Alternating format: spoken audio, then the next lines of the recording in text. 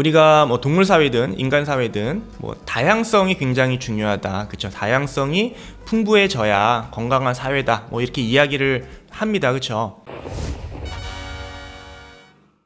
네, 안녕하세요. 약드라이브의 칼로리입니다. 자, 제가 최근에 그 제인구달 박사님이 한국에 방문을 하셔서 뭐 다큐멘터리 시사회에 초대를 좀 받았습니다. 그래서 다큐멘터리도 보고 직접 또 제인구달 박사님도 보는 그런 좋은 시간을 가졌었는데요. 뭐 제인구달 박사를 모르는 분들도 꽤나 되시더라고요. 침팬지 연구로 굉장히 유명하신 분이죠. 지금은 굉장히 고령이십니다. 90이 아마 넘으셨는데요. 정글에 들어가서 침팬지 연구를 좀 했던 걸로 굉장히 좀 유명하시죠. 그리고 그 이후로 이제 뭐 환경 운동이나 또 생명 다양성 관련된 이런 운동으로 굉장히 활발하게 전 세계적으로 영향력을 또 미치고 계시는 과학자분이십니다. 그래서 오늘은 그런 기념으로 미생물 다양성에 대한 이야기를 조금 나눠볼까 하는데요. 자, 일단 우리가 생각하는 것보다 우리 주변에, 우리 몸에 굉장히 다양한, 굉장히 많은 미생물들이 살고 있습니다. 눈에 보이지 않을 뿐이지 굉장히 다양한 균들이 살고 있습니다. 우리가 보통 미생물이라고 하면 굉장히 안 좋은 그런 인식을 좀 갖고 있습니다. 우리가 검색을 해보더라도 미생물이라고 검색을 하면은 뭐 이런 코로나 바이러스, 병원균, 뭐 이런 감염병 이런 거에 대한 정보가 많지 좋은 내용들은 별로 없습니다. 기껏해야 뭐 유산균 정도 알고 있죠. 하지만 실제로 미생물 중에 병을 일으키는 미생물들은 굉장히 극소수고요. 그 외에 굉장히 다양한 종류의 미생물들이 존재하고 있고 한 수천 종의 미생물들은 우리 몸과 우리와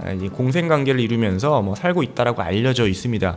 그래서 굉장히 다양한 종류의 많은 종류의 미생물들이 그러니까 우리 환경에, 우리 몸에 같이 이제 살고 있는 것인데 왜 그러면은 잘 모르느냐? 당연히 안 보이니까, 그치? 눈에 보이지 않으니까 잘 몰랐던 거죠. 현미경이 발견된 이후에 미생물 연구가 급속도로 좀 많아지고 빨라진 것은 눈으로 봤기 때문에 그에 대한 관심과 호기심과 이런 걸로 이제 연구가 많아진 거겠죠. 또한 우리가 세균 같은 경우도 배양을 해야 자라나는 모습을 봐야 이게 눈으로 확인이 되지 않습니까? 그냥 한 마리 그 미생물은 보이지가 않으니까 잘 모르는데 이걸 배양하면은 뭔가 자라서, 예를 들어서 곰팡이 같은 경우도 곰팡이가 음식이 상하면은 피지 않습니까? 그러니까 그런 핀 곰팡이를 봤을 때 우리가 이게 뭐가 있구나, 없던 게 생겼구나 이렇게 눈에 보여야 알게 되는데 실제로 배양이 가능한 세균도 그렇게 많지가 않습니다. 그러니까 전체 세균 중에 한 1%? 뭐 그 정도 미만이라고 알려져 있거든요. 그만큼 대부분의 미생물들, 세균들은 우리가 배양이 잘 안 되는 그런 좀 문제가 있습니다. 물론 배양이 완전히 안 되는 건 아니겠죠. 배양법을 모르는 것들도 있겠지만 아무튼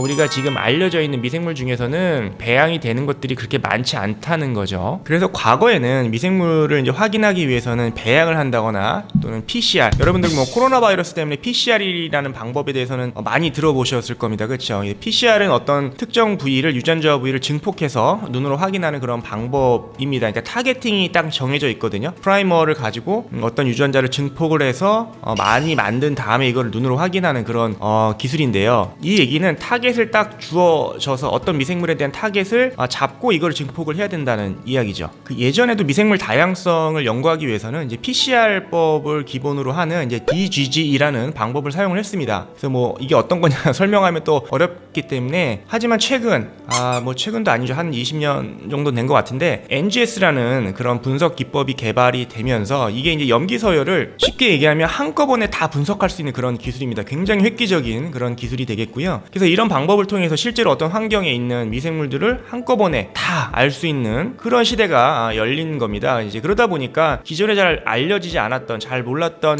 그런 세균들, 미생물에 대해서도 우리가 쉽게 알 수 있는 그런 그래서 우리 몸에도 훨씬 많은, 훨씬 다양한 미생물들이 살고 있다라는 사실을 알게 됐고, 이런 다양성이 우리 건강에도 되게 중요한 역할을 미치고 있다. 그래서 이제 공생관계에 있는 그런 미생물들의 역할, 중요성이 다시 한번 부각되는 기회가 됐고, 그와 관련된 연구들이 굉장히 많이 한 10년, 20년 사이에 굉장히 많이 늘어난 거죠. 그게 바로 이제 마이크로바이옴 연구가 되겠고요. 자, 그럼 두 번째로 우리가 먹고 있는 이런 유산균들, 그쵸? 이런 유산균들, 프로바이오틱스라고 얘기하는 그런 유산균들을 우리가 제품으로 많이 먹고 있는데, 실제로 프로바이오틱스도 종류가 굉장히 다양하다는 거죠. 그러니까 프로바이오틱스라고 하면은 우리 건강에 긍정적인 도움을 줄 수 있는 생균, 살아있는 균을 이야기를 하는데, 실제로 우리 몸에는 굉장히 다양한 프로바이오틱스들이 존재한다. 하지만 우리는 기존에 많이 알려져 있는 유산균 위주로 우리가 섭취를 해왔던 것이죠.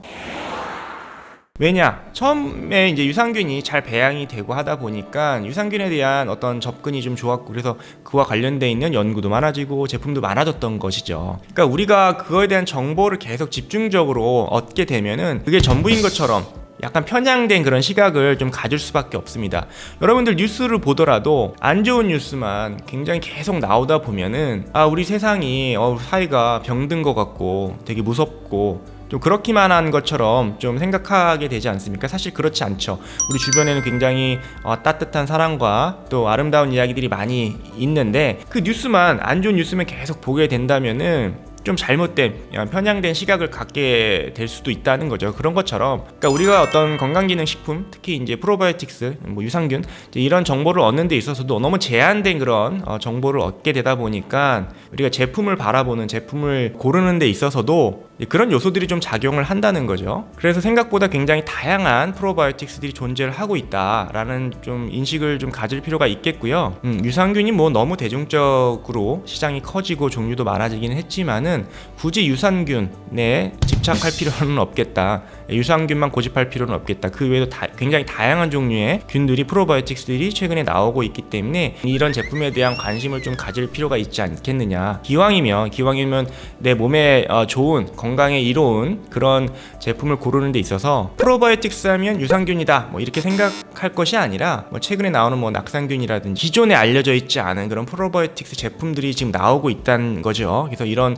관심을 좀 가질 필요가 있겠다라는 점을 오늘 좀 말씀을 드리고 싶었습니다. 그래서 최근 제가 제인구달 박사님을 만나 뵙게 되는 좀 굉장히 저로서는 영광스러운 그런 시간이 있었고요. 미생물의 다양성 이야기를 한번 해보면 좋을 것 같아서 간단하게 영상을 좀 준비를 해봤습니다.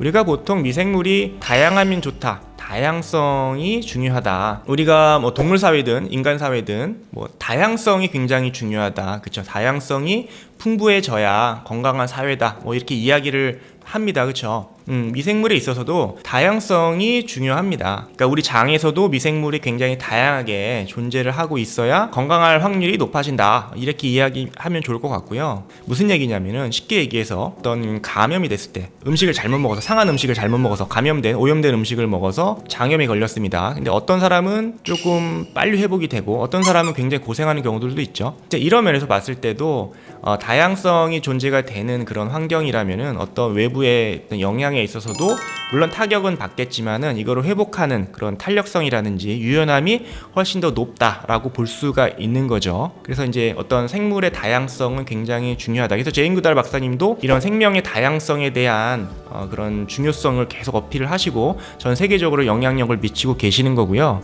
그런 의미에서 저도 오늘 미생물의 다양성이 중요하다. 여러분들 장내 미생물 중요하다 이렇게 얘기해서 유산균을 먹지만은 장내 미생물의 어떤 다양성, 다양한 생태계가 건강에 되게 중요하다라는 점을 말씀을 좀 드리고 싶고요. 그러기 위해서 뭐 여러 가지 유산균 제품, 뭐 낙상균 제품들도 많이 있겠지만은 그것보다 이제 음식의 어떤 다이어트적인 측면에서도 굉장히 중요하다. 골고루 우리 이제 유익균들이 좋아하는 음식들을 골고루 좀 섭취하는 것이 이런 다양성을 확보하는데 훨씬 도움이 된다라는 점을 또 좀 말씀을 드릴 수 있겠네요. 그래서 오늘은 이 생명 다양성 또 이제 미생물 다양성에 대한 이야기를 좀 나눠봤습니다. 감사합니다.